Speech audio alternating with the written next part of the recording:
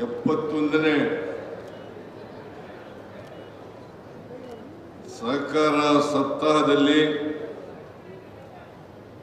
ಭಾಗವಹಿಸಿರ್ತಕ್ಕಂಥ ಸಹಕಾರ ಸಚಿವರಾದಂಥ ಶ್ರೀ KN ರಾಜಣ್ಣ ಅವರ, ಅಬಕಾರಿ ಸಚಿವರಾದಂಥ ತಿಮ್ಮಾಪುರ್ ಅವರ, ಜವಳಿ ಮತ್ತು ಸಕ್ಕರೆ ಸಚಿವರಾದಂಥ ಶಿವಾನಂದ ಪಾಟೀಲ್ ಅವರ,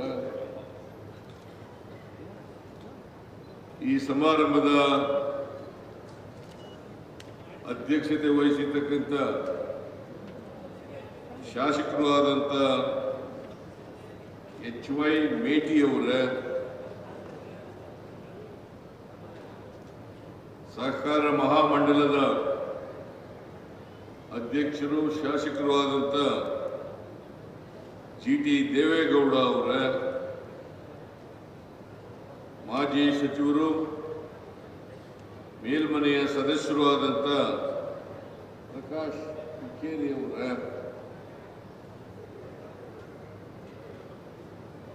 ಶಾಸಕರಾದಂಥ ನರೇಂದ್ರ ಸ್ವಾಮಿ ಅವರ,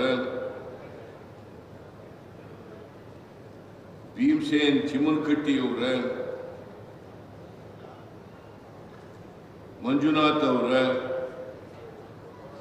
ವಿಜಯಾನಂದ ಕಾಶ್ಯಪ್ಪನವರ, JT ಪಾಟೀಲ್ ಅವರ, ಮಾಜಿ ಶಾಸಕರಾದಂಥ ನಂಜೈನ್ ಮಠ್ ಅವರ ಹಾಗೂ ಜಿಲ್ಲಾ ಕಾಂಗ್ರೆಸ್ನ ಅಧ್ಯಕ್ಷರ, ಮಾಜಿ ಸಚಿವರಾದಂಥ SR ಪಾಟೀಲ್ ಅವರ,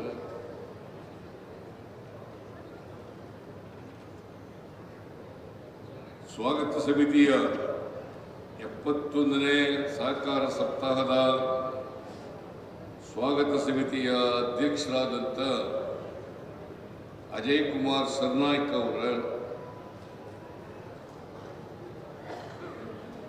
ಮೇಲ್ಮನೆಯ ಸದಸ್ಯರಾದಂಥ ಸುನಿಲ್ ಗೌಡ ಪಾಟೀಲ್ ಅವರ,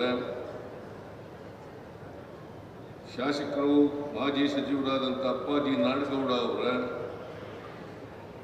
ಮಾಜಿ ಶಾಸಕರಾದಂಥ ಆನಂದ ನ್ಯಾಮಗೌಡ ಅವರ, ಸಹಕಾರ ರತ್ನಕ್ಕೆ ಭಾಜನರಾಗಿರ್ತಕ್ಕಂಥ ಎಲ್ಲ ಮಾನ್ಯ ಸದಸ್ಯರುಗಳೇ, ಸಹಕಾರಿಗಳೇ, ವೇದಿಕೆ ಮೇಲಿರ್ತಕ್ಕಂಥ ಎಲ್ಲ ಸಹಕಾರಿ ಸ್ನೇಹಿತರುಗಳೇ, ಸಹಕಾರ ಇಲಾಖೆಯ ಅಧಿಕಾರಿ ಸ್ನೇಹಿತರೇ, ಇಲ್ಲಿ ಆಗಮಿಸಿರ್ತಕ್ಕಂಥ ಸಹಕಾರಿ ಬಂಧುಗಳೇ, ತಾಯಂದಿರೇ,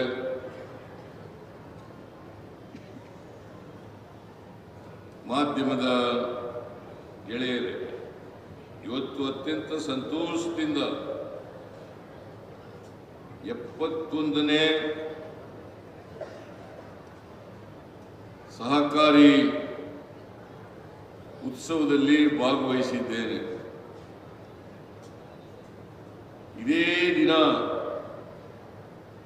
ಸುಮಾರು 71 ಜನರಿಗೆ ಸಹಕಾರಿಗಳಿಗೆ ಸಹಕಾರ ಕ್ಷೇತ್ರದಲ್ಲಿ ಬಹಳಷ್ಟು ಕೆಲಸ ಮಾಡಿರ್ತಕ್ಕಂಥ, ಅಪಾರ ಕೆಲಸ ಮಾಡಿರ್ತಕ್ಕಂಥ ಸಹಕಾರಿಗಳಿಗೆ ಸಹಕಾರಿ ರತ್ನ ಪ್ರಶಸ್ತಿಯನ್ನು ಕೊಡ್ತಾ ಇದ್ದೀವಿ. ಈ ಕಾರ್ಯಕ್ರಮವನ್ನು ಕೂಡ ಇವತ್ತೇ ಕಂಡಿದ್ದೀರಿ. ಈ ಎರಡೂ ಕಾರ್ಯಕ್ರಮಗಳಲ್ಲಿ ಅತ್ಯಂತ ಸಂತೋಷದಿಂದ ಭಾಗವಹಿಸಿದ್ದೇನೆ.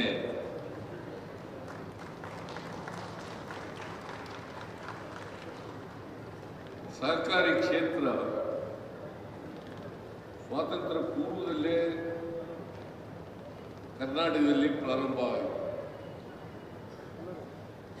1904ನೇ ಇಸ್ವಿ ಈಗ ತಾನೇ ನೆಹರೂರವರಿಗೆ, ಮಹಾತ್ಮ ಗಾಂಧೀಜಿಯವರಿಗೆ, ಸಣ್ಣರಾಮನಗೌಡ ಅವರಿಗೆ ಪುಷ್ಪಾರ್ಚನೆಯನ್ನು ಮಾಡಿದ್ದೀವಿ. ಸಣ್ಣರಾಮನಗೌಡ ಅವರು ಸಹಕಾರಿ ಪತ್ತಿನ ಸಹಕಾರ ಸಂಘವನ್ನು ಪ್ರಾರಂಭ ಮಾಡಿದರು. ಗದುಗಿನ ಕಣಗಿಹಾಳ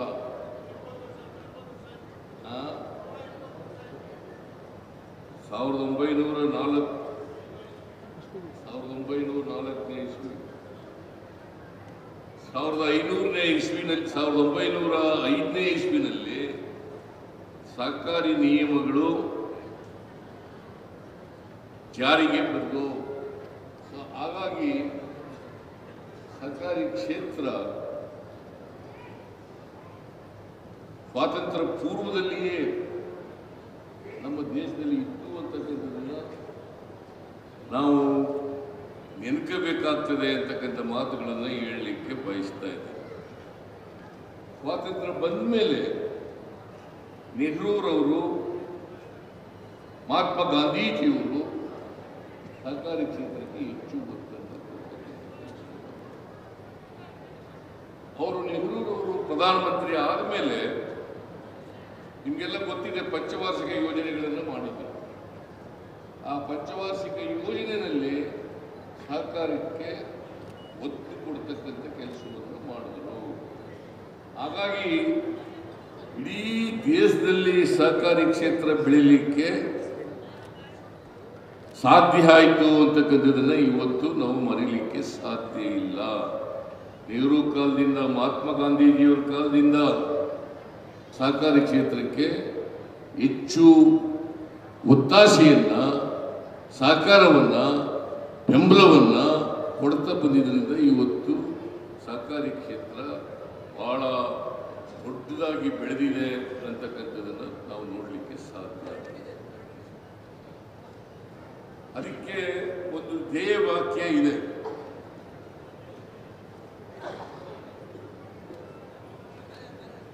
ಎಲ್ಲರಿಗೂ ನಾನು, ನನಗಾಗಿ ಎಲ್ಲರೂ. ಎಲ್ಲರಿಗೂ ನಾನು, ನನಗಾಗಿ ಎಲ್ಲರೂ. ಇದು ಧ್ಯೇಯವಾಕ್ಯ. ಸಹಕಾರಿ ಕ್ಷೇತ್ರದಲ್ಲಿ ಎಲ್ಲರಿಗೂ ನಾನು, ನನಗೆ ಎಲ್ಲರೂ. ಇದು ಧ್ಯೇಯವಾಕ್ಯ ಸಹಕಾರಿ ಕ್ಷೇತ್ರದಲ್ಲಿ ಇರ್ತಕ್ಕಂಥದ್ದು. ನಾನು ಅಷ್ಟೊಂದು 40-50 ವರ್ಷ ರಾಜಕಾರಣ ಮಾಡಿದ್ರೂ ಕೂಡ ಸಹಕಾರಿ ಕ್ಷೇತ್ರದಲ್ಲಿ ನನ್ನನ್ನು ತೊಡಗಿಸಿಕೊಂಡಿರ್ತಕ್ಕಂಥದ್ದು ಬಹಳ ಕಡಿಮೆ. ಈ ಡಿ ದೇವೇಗೌಡ ಇದ್ದಾರಲ್ಲ, ನಮ್ಮ ಕ್ಷೇತ್ರಕ್ಕೆ ನಮ್ಮ ಜೊತೆಯಲ್ಲೇ ಇದ್ದವರು. ಈ ಡಿ ದೇವೇಗೌಡರು ಬಿಟ್ಬಿಟ್ಟಿದ್ದೆ ನಾನು. ನೀನು ಏನಾದ್ರು ಕ್ಷೇತ್ರದಲ್ಲಿ ಏನಾದ್ರು ಮಾಡಪ್ಪ ನೀನು ಅಂತೇಳಿ ಸಂಪೂರ್ಣವಾಗಿ ಡಿ ದೇವೇಗೌಡರಿಗೆ ಇದ್ದೆ. ಹಾಗಾಗಿ ನಮ್ಮ ಜಿಲ್ಲೆಯಲ್ಲಿ, ಕರ್ನಾಟಕ ರಾಜ್ಯದಲ್ಲಿ ಡಿ ದೇವೇಗೌಡ ಇವತ್ತು ಮಹಾಮಂಡಲದ ಅಧ್ಯಕ್ಷರಾಗಿ ಬಹಳ ಎತ್ತರಕ್ಕೆ ಬೆಳೆದಿದ್ದಾರೆ. ಸರ್ಕಾರಿ ಕ್ಷೇತ್ರದಲ್ಲಿ ಕೂಡ ತಮ್ಮನ್ನು ತೊಡಗಿಸಿಕೊಂಡಿದ್ದಾರೆ. ಮತ್ತೆ ಇಡೀ ನಮ್ಮ ಜಿಲ್ಲೆಯಲ್ಲಿ ಡಿ ದೇವೇಗೌಡ ಏನು ಹೇಳ್ತಾರೆ ಅದರಂತೆ ಮಾಡ್ಕೊಬತ್ತಿದ್ದಾರೆ, ಅದರಂತೆ ಮಾಡ್ಕೊಬತ್ತಿದ್ದೆ. ಹಾಗಾಗಿ ನಾನು ಸಹಕಾರಿ ಕ್ಷೇತ್ರಕ್ಕೆ ಅಷ್ಟೊಂದು ನನಗೆ ನಂಬಿಕೆ ಇದ್ರೂ ಕೂಡ, ಸಹಕಾರಿ ಕ್ಷೇತ್ರದಲ್ಲಿ ನಂಬಿಕೆ ಇದ್ರೂ ಕೂಡ ನಾನು ಅದರಲ್ಲಿ ನನ್ನನ್ನು ತೊಡಗಿಸ್ಕೊಳ್ತಕ್ಕಂಥ ಕೆಲಸವನ್ನು ಮಾಡಲಿಲ್ಲ. ಯಾಕಂದರೆ ಸಹಕಾರಿ ಕ್ಷೇತ್ರ ಇದೆಯಲ್ಲ, ಇದರಲ್ಲಿ ನಂಬಿಕೆನೇ ಬಹಳ ಮುಖ್ಯ. ಪರಸ್ಪರ ನಂಬಿಕೆ ಇದೆಯಲ್ಲ, ಇದು ಬಹಳ ಮುಖ್ಯ ಅಂತಕ್ಕಂಥದ್ದನ್ನು ಅರ್ಥ ಮಾಡ್ಕೋಬೇಕಾಗ್ತದೆ. ಗ್ರಾಮೀಣ ಬದುಕಿನ ಆರ್ಥಿಕತೆಯ ಬೆಳವಣಿಗೆ ಆಗಬೇಕಾದ್ರೆ ಸಹಕಾರಿ ಕ್ಷೇತ್ರ ಬಲಗೊಳ್ಳಬೇಕಾಗ್ತದೆ.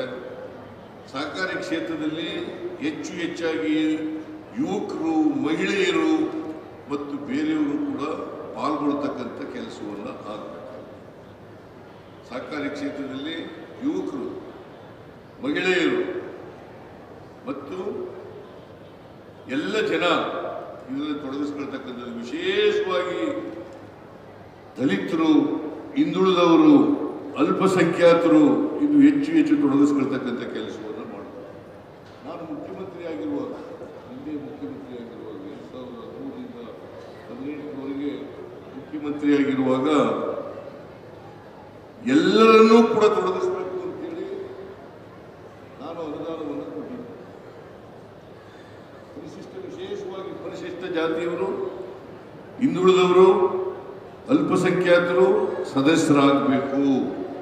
ಯಾರೇ ಒಂದು ವರ್ಗದ ಜನ ಸದಸ್ಯರಾದರೆ ಆರ್ಥಿಕ ಬೆಳವಣಿಗೆ ಕುಂಠಿತ ಆಗ್ತದೆ. ಎಲ್ಲರ ಸೇರುವಿಕೆ, ಪಾಲ್ಗೊಳ್ಳುವಿಕೆಯಿಂದ ಇದು ವಿಕಾಸ ಆಗ್ತದೆ, ಬೆಳವಣಿಗೆ ಆಗ್ತದೆ, ಆರ್ಥಿಕ ಬೆಳವಣಿಗೆಯನ್ನು ಕಾಣಲಿಕ್ಕೆ ಸಾಧ್ಯ ಆಗ್ತದೆ. ಇದಕ್ಕೋಸ್ಕರ ನಾನು ಮುಖ್ಯಮಂತ್ರಿಯಾಗಿರುವಾಗ ಉಚಿತವಾಗಿ ಸದಸ್ಯರನ್ನು ಮಾಡತಕ್ಕಂಥ ಕೆಲಸವನ್ನು ಪರಿಶಿಷ್ಟ ಜಾತಿ, ಪರಿಶಿಷ್ಟ ವರ್ಗ, ಮಹಿಳೆಯರು, ಹಿಂದುಳಿದವರು ಈಗಲೂ ಅದು ಇರಬೇಕು ಅಂತ ಹಿರಿಯ ರಾಜಣ್ಣ ಈಗಲೂ ಇದೆ. ಯಾಕೆ ಈ ಮಾತು ಹೇಳ್ತಾ ಇದ್ದೀನಿ ಅಂತಂದ್ರೆ, ನಾನು ಒಂದು ಸ್ವಲ್ಪ ದಿನ ಅನಿಮಲ್ ಹಸ್ಬೆಂಡ್ರಿ ಮಿನಿಸ್ಟರ್, ಸುಮಾರು 2 ವರ್ಷಗಳ ಕಾಲ ಅನಿಮಲ್ ಹಸ್ಬೆಂಡ್ರಿ ಮಿನಿಸ್ಟರ್ ಆಗಿದ್ದೆ. ಆಗ ಈ ಹಾಲು ಉತ್ಪಾದಕರ ಸಹಕಾರ ಸಂಘಗಳು, ಯೂನಿಯನ್ಗಳು, KMF ಎಲ್ಲವೂ ಕೂಡ ಅನಿಮಲ್ ಹಸ್ಬೆಂಡ್ರಿ ಡಿಪಾರ್ಟ್ಮೆಂಟ್ಗೆ ಕೊಡ್ತಾ ಇದ್ದೆ. ನಾನು ಆಗ ಹೇಳಿದೆ, ಹಾಲು ಉತ್ಪಾದನೆ ಮಾಡ್ತಕ್ಕಂಥವ್ರು ಬರೀ ಒಂದು ವರ್ಗಕ್ಕೆ ಸೇರಿದಂಥವ್ರು ಅಥವಾ ಒಂದು ಜಾತಿಗೆ ಸೇರಿದಂಥವ್ರು ಇರಬಾರ್ದು. ಎಲ್ಲ ಜಾತಿಯವರು ಕೂಡ ಇರಬೇಕು. ಹಸುಗಳು ಸಾಕ್ತಕ್ಕಂಥವ್ರು ಎಲ್ಲರೂ ಕೂಡ ಇರಬೇಕು, ಹಾಲು ಉತ್ಪಾದನೆ ಮಾಡ್ತಕ್ಕಂಥವ್ರು ಎಲ್ಲರೂ ಕೂಡ ಇರಬೇಕು, ಮತ್ತೆ ಎಲ್ಲರಿಂದಲೂ ಕೂಡ ಹಾಲನ್ನು ಕೊಂಡ್ಕೊಳ್ತಕ್ಕಂಥ ವ್ಯವಸ್ಥೆ ಆಗಬೇಕು. ಯಾಕಂದರೆ ಹಾಲು ಉತ್ಪಾದಕರ ಸಹಕಾರ ಸಂಘ ಮಾಡೋದು ಯಾಕೆ? ಅವರಿಗೆ ಹಳ್ಳಿಗಾಡಿನಲ್ಲಿ ಮಾರುಕಟ್ಟೆ ಇಲ್ಲ. ಆ ಮಾರುಕಟ್ಟೆಯನ್ನು ನಾವು ಒದಗಿಸ್ಕೊಡ್ಬೇಕು ಅನ್ನೋ ಕಾರಣಕ್ಕೋಸ್ಕರವಾಗಿ ಹಾಲು ಉತ್ಪಾದಕರ ಸಹಕಾರ ಸಂಘಗಳನ್ನು ಮಾಡೋದು. ಹಳ್ಳಿನಲ್ಲಿ ಹಾಲು ಉತ್ಪಾದನೆ ಆಗಬೇಕು, ಆ ಹಾಲು ಪಟ್ಟಣಗಳಲ್ಲಿ ಮಾರಾಟ ಆಗಬೇಕು. ಅದು ಒಂದ್ಸಾರಿ ಚರ್ಚೆ ಕೂಡ ಆಯಿತು ಪಾರ್ಲಿಮೆಂಟ್ನಲ್ಲಿ. ಏನಂತ ಚರ್ಚೆ ಆಯಿತು ಅಂತಂದ್ರೆ, ಹಾಲು ಉತ್ಪಾದನೆ ಆಗ್ತದೆ ಹಳ್ಳಿಗಳಲ್ಲಿ, ಜನ ಹಾಲನ್ನೆಲ್ಲ ಮಾರಾಟ ಮಾಡಿಬಿಡ್ತಾರೆ, ತಾವು ಇಟ್ಕೊಳ್ಳೋದೇ ಇಲ್ಲ. ಇದು ಹಾಲು ಉತ್ಪಾದಕರ ಸಂಘಟನೆ ಯಾಕೆ ಆಯಿತು ಅಂತಂದ್ರೆ, ಸರ್ಪ್ಲಸ್ ಮಿಲ್ಕ್, ಉಳಿಕೆ ಹಾಲು ಇದೆಯಲ್ಲ, ಆ ಉಳಿಕೆ ಹಾಲಿಗೆ ಮಾರುಕಟ್ಟೆ ಇರಬೇಕು. ನೀವು ಹಾಲು ಕುಡಿಬೇಡಿ, ಮಜ್ಜಿಗೆ ಕುಡಿಬೇಡಿ, ಬೆಣ್ಣೆ ತಿನ್ನಬೇಡಿ ಅಂತ ಎಲ್ಲ ಮಾಡಿರ್ತಕ್ಕಂಥದ್ದಲ್ಲ. ಇದು ಮಾಡಿದ್ದು ನೀವು ಹಾಲು ಕುಡಿಬೇಕು, ಮಜ್ಜಿಗೆನೂ ಕುಡಿಬೇಕು, ಬೆಣ್ಣೆನೂ ತಿನ್ನಬೇಕು, ಉಳಿಕೆ ಹಾಲಿಗೆ ಮಾರುಕಟ್ಟೆ ಇರಬೇಕು. ಇವತ್ತು ಲಕ್ಷಾಂತರ ಜನ ಹಾಲು ಉತ್ಪಾದನೆಯನ್ನು ಮಾಡಿ ಜೀವನ ಮಾಡ್ತಕ್ಕಂಥ ಪರಿಸ್ಥಿತಿ ಇವತ್ತಿದೆ. ಅನೇಕ ಕಡೆಗಳೆಲ್ಲ ನೋಡಿದೆ. ಮೊನ್ನೆ ಚನ್ನಪಟ್ಟಣಕ್ಕೆ ಬೈ ಎಲೆಕ್ಷನ್ಗೆ ಹೋಗಿದ್ದೆ. ಅನೇಕ ಊರುಗಳಲ್ಲಿ ಹಸುಗಳನ್ನು ಕಟ್ಟಿದ್ರು. ನಾನು ಕೇಳಿದೆ ಕ್ಯಾಂಡಿಡೇಟ್ಗೆ, ಏನಪ್ಪ ನಿಮ್ಮ ಊರಿನಲ್ಲಿ ಬಹಳ ಹಸುಗಳಿದಾವಲ್ಲ ಅಂತ ಕೇಳಿದೆ. ಒಂದೇ ಒಂದು ತಾಲೂಕಿನಲ್ಲಿ, ಚನ್ನಪಟ್ಟಣ ತಾಲೂಕಿನಲ್ಲಿ 3 ಲಕ್ಷ ಹಾಲು ಒಂದು ದಿನಕ್ಕೂ ಉತ್ಪಾದನೆ. 3 ಲಕ್ಷ ಲೀಟರ್ ಹಾಲು ಒಂದು ದಿನಕ್ಕೆ ಉತ್ಪಾದನೆ ಆಗ್ತಾ ಇದೆ. ದಟ್ ಮೀನ್ಸ್ ಒಂದು 3 ಲಕ್ಷ ಹಾಲು ಒಂದು ದಿನಕ್ಕೆ ಉತ್ಪಾದನೆ ಅಂದರೆ ಅದಕ್ಕೆ ಒಂದು ಲೀಟರ್ ಹಾಲು ಎಷ್ಟು? ಒಂದು ಹಾಲು ಎಷ್ಟು ಒಂದು ಲೀಟರ್ಗೆ? ಏನೇನು ಎಲ್ಲ ಸರ್ಕಾರಿ ಕೊಟ್ಟೆ 30 ರೂಪಾಯಿನ 31 ರೂಪಾಯಿ. 31 ಇಂಟು 3 ಲಕ್ಷ ಒಂದು ದಿನಕ್ಕೆ ಅಷ್ಟು ಉತ್ಪಾದನೆ ಆಗ್ತದೆ ದುಡ್ಡು. 1 ಕೋಟಿ ಹಾಲು ಉತ್ಪಾದನೆ ಆಗುತ್ತೆ ಒಂದು ದಿನ. 1 ಕೋಟಿ ಲೀಟರ್ ಹಾಲು, 1 ಕೋಟಿ ಲೀಟರ್ ಹಾಲು ಒಂದು ದಿನಕ್ಕೆ ಉತ್ಪಾದನೆ ಆಗ್ತದೆ. ಅದರರ್ಥ 31 ಇಂಟು 1 ಕೋಟಿ, 31 ಅರ್ಥ ಮಾಡ್ಕೋಬೇಕಾಗುತ್ತೆ. ಆರ್ಥಿಕ ಬೆಳವಣಿಗೆ ಆಗಬೇಕಾದ್ರೆ, ಆರ್ಥಿಕ ಚಟುವಟಿಕೆ ಆಗಬೇಕಾದ್ರೆ ಇನ್ನೂ ಹೆಚ್ಚು ಹಾಲು ಉತ್ಪಾದನೆ ಆಗಬೇಕು. ಹಾಲು ಉತ್ಪಾದನೆ ಆಗ್ತಕ್ಕಂಥದ್ದನ್ನು ಮಾರಾಟ ಮಾಡಬೇಕು. ಅದಕ್ಕೋಸ್ಕರ ಅನೇಕ ಮಾರಾಟ ಮಾಡ್ತಕ್ಕಂಥ ಒಂದ್ಸಾರಿ ನಾನು ಮುಖ್ಯಮಂತ್ರಿ ಆಗಿದ್ದೆ. 2013ರಿಂದ 2018ರವರೆಗೆ ಮುಖ್ಯಮಂತ್ರಿ ಆಗಿರುವಾಗ KMFನವರೆಲ್ಲ ಬಂದರು. ನನಗೆ ಮಿಲ್ಕ್ ಯೂನಿಯನ್ ಅಧ್ಯಕ್ಷರುಗಳೆಲ್ಲ ಬಂದರು. ಸರ್, ಹಾಲು ಉತ್ಪಾದನೆ ಜಾಸ್ತಿ ಆಗುತ್ತದೆ, ಏನು ಮಾಡೋಣ ಅಂತ ಹೇಳಿದ್ರು. ನಾನು ಹೇಳಿದೆ, ಹಾಲನ್ನು ಮಕ್ಕಳು ಕೊಡೋಣ, ಅದನ್ನು ಸರ್ಕಾರ ದುಡ್ಡು ಕೊಡ್ತದೆ ಅಂತ ಹೇಳಿದೆ. ಎಷ್ಟು ಹಾಲನ್ನು ಸರ್ಕಾರ ತಗೊಳ್ತದೆ ಅಷ್ಟು ಹಾಲನ್ನು ಇವತ್ತು ಶಾಲಾ ಮಕ್ಕಳಿಗೆ, ಅಂದರೆ SSLC ಓದ್ತಕ್ಕಂಥ ಹಳ್ಳಿಯವರಿಗೆ ಮಕ್ಕಳಿಗೆ, ಅಂಗನವಾಡಿ ಮಕ್ಕಳಿಗೆ, ಶಾಲಾ ಮಕ್ಕಳಿಗೆ ಹಾಲು ಕೊಡ್ತಕ್ಕಂಥ ಕೆಲಸವನ್ನ ನಮ್ಮ ಸರ್ಕಾರ ಮಾಡ್ತು ಅಂತಕ್ಕಂಥದ್ದನ್ನ ತಮಗೆ ತಿಳಿಸಲಿಕ್ಕೆ ಬಯಸ್ತಾ ಇದ್ದೆ. ಅಲ್ಲಿವರೆಗೆ ಹಾಲು ಕೊಂಡ್ಕೊತಾ ಇರಲಿಲ್ಲ. ಆಮೇಲೆ ಯಡಿಯೂರಪ್ಪನವರು ಕೊನೆಯಲ್ಲಿ 1 ಲೀಟರ್ ಹಾಲಿಗೆ 3 ರೂಪಾಯಿ ಪ್ರೋತ್ಸಾಹ ಧನವನ್ನು ಕೊಡ್ತೀವಿ ಅಂತ ಹೇಳಿದ್ರು. ಆಮೇಲೆ ನಾನು ಬಂದ ಮೇಲೆ 3 ರೂಪಾಯಿ ಜೊತೆಗೆ ಇನ್ನೂ 2 ರೂಪಾಯಿಗಳನ್ನ ಹೆಚ್ಚು ಮಾಡಿ 1 ಲೀಟರ್ ಹಾಲಿಗೆ 5 ರೂಪಾಯಿಗಳನ್ನು ಕೊಡ್ತಕ್ಕಂಥ ಕೆಲಸವನ್ನು ಮಾಡ. ನಾನು ಅನ್ಮಲಸ್ಪಂಡಿ ಮಿನಿಸ್ಟರ್ ಆಗಿರುವಾಗ ಇನ್ನೊಂದು ಪ್ರಮುಖವಾದಂಥ ಕೆಲಸ ಮಾಡೋದೇನಪ್ಪ ಅಂತಂದ್ರೆ, ಈ ಡೈರಿಗಳು ಬೇರೆ, ಮಿಲ್ಕ್ ಯೂನಿಯನ್ಗಳು ಬೇರೆ ಬೇರೆ ಬೇರೆ ಇತ್ತು. ಡೈರಿಗಳು ಬೇರೆ ಇತ್ತು, ಡೈರಿಗಳ ಅಧಿಕಾರಿಗಳು ನೋಡ್ಕೊತಾ ಇದ್ರು. ಆಮೇಲೆ ಮಿಲ್ಕ್ ಯೂನಿಯನ್ಗಳು ರೈತರಿಂದ, ಉತ್ಪಾದಕರಿಂದ ಚುನಾಯಿತರಾದಂಥ ಪ್ರತಿನಿಧಿಗಳು ಇರ್ತಿದ್ರು. ಅದಕ್ಕೆ ನಾನು ಏನು ಮಾಡಿದೆ, ಎಲ್ಲ ಡೈರಿಗಳನ್ನು ಕೂಡ ಮಿಲ್ಕ್ ಯೂನಿಯನ್ಗೆ ಟ್ರಾನ್ಸ್ಫರ್ ಮಾಡಿಬಿಟ್ಟೆ. ಯಾಕಂತಂದ್ರೆ ರೈತರು ಇದರ ಮಾಲೀಕರಾಗಬೇಕು, ಮಿಲ್ಕ್ ಯೂನಿಯನ್ಗಳ ಅಧ್ಯಕ್ಷರು ಆ ವಹಿವಾಟನ್ನೆಲ್ಲ ನೋಡ್ಕೊಳ್ತಕ್ಕಂಥ ಕೆಲಸವನ್ನು ಮಾಡಬೇಕು ಅಂತಕ್ಕಂಥ ಕೆಲಸವನ್ನು ಮಾಡಿದ್ದು ಮೊದಲನೇ ಬಾರಿಗೆ ನಾನು ಪಶುಸಂಗೋಪನಾ ಮಂತ್ರಿಯಾಗಿ ಮಾಡಿದೆ ಅಂತಕ್ಕಂಥದ್ದನ್ನು ಮರೀಲಿಕ್ಕೆ ಸಾಧ್ಯ ಇಲ್ಲ. ಒಂದು, ಹಾಲು ಕೊಟ್ಟದ್ದು ಮಕ್ಕಳಿಗೆ, 2ನೇದು 5 ರೂಪಾಯಿ ಕೊಟ್ಟದ್ದು, 3ನೇದು ಡೈರಿಗಳನ್ನು ಮಿಲ್ಕ್ ಯೂನಿಯನ್ಗಳಿಗೆ. ಈಗ 14 ಮಿಲ್ಕ್ ಯೂನಿಯನ್ಗಳಿದ್ದಾವೆ, 14 ಸುಮಾರು 15,000 ಸೊಸೈಟಿಗಳಿದ್ದಾವೆ, 14 ಮಿಲ್ಕ್ ಯೂನಿಯನ್ಗಳಿದ್ದಾವೆ. ಈ ಮಿಲ್ಕ್ ಯೂನಿಯನ್ಗಳಿಗೆ ಡೈರಿಗಳನ್ನು ವರ್ಗಾವಣೆ ಮಾಡಿಕೊಟ್ಟದ್ದು ನಾನು. ಯಾಕಂತಂದ್ರೆ ಅಧಿಕಾರ ವಿಕೇಂದ್ರೀಕರಣ ಆಗಬೇಕು ಅನ್ನೋದು. ಅಧಿಕಾರ ಕೇಂದ್ರದಲ್ಲಿ ಸೀಮಿತವಾಗಿರಬಾರದು, ರಾಜ್ಯದಲ್ಲಿ ಸೀಮಿತವಾಗಿರಬಾರದು, ಅದು ಕೆಳ ಹಂತದವರೆಗೂ ಬರಬೇಕು. ಆಗ ಬಂದಾಗ ಮಾತ್ರ, ಅಧಿಕಾರ ವಿಕೇಂದ್ರೀಕರಣ ಆದಾಗ ಮಾತ್ರ ನಾವು ಬೆಳವಣಿಗೆಯನ್ನು ಕಾಣಲಿಕ್ಕೆ ಸಾಧ್ಯ ಆಗ್ತದೆ, ಆರ್ಥಿಕವಾಗಿ, ಸಾಮಾಜಿಕವಾಗಿ. ಯಾಕಂತಂದ್ರೆ ಭಾರತ ದೇಶ ಹಳ್ಳಿಗಳ ದೇಶ.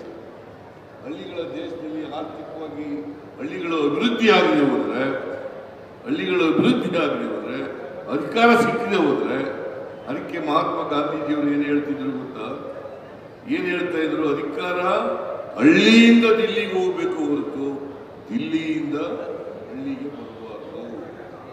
ಅಧಿಕಾರ ಹಳ್ಳಿಯಿಂದ ದಿಲ್ಲಿಗೆ ಹೋಗ್ಬೇಕು ಹೊರತು ದಿಲ್ಲಿಯಿಂದ ಹಳ್ಳಿಗೆ ಬರಬಾರ್ದು. ಅದಕ್ಕೆ ಗ್ರಾಮ ಸುರಾಜ್ಯ ಅಂತಕ್ಕಂಥ ಮಾತನ್ನ ಮಹಾತ್ಮ ಗಾಂಧೀಜಿಯವರು ಹೇಳಿದರು. ಗ್ರಾಮಗಳು ಸುರಾಜ್ಯ ಆಗಬೇಕಾದ್ರೆ ಹಳ್ಳಿಗಳು ಸ್ವಾವಲಂಬನೆಯನ್ನು ಕಾಣಬೇಕಾಗ್ತದೆ. ಆ ಸ್ವಾವಲಂಬನೆ ಆಗ್ತಕ್ಕಂಥ ಅದಕ್ಕೆ ನೆಹರೂರವರಂತೆ ಪ್ರತಿ ಹಳ್ಳಿನಲ್ಲಿ ಒಂದು ಪಂಚಾಯಿತಿ ಇರಬೇಕು, ಒಂದು ಶಾಲೆ ಇರಬೇಕು, 2ನೇದು ಒಂದು ಕೋಆಪರೇಟಿವ್ ಸೊಸೈಟಿ ಇರಬೇಕು.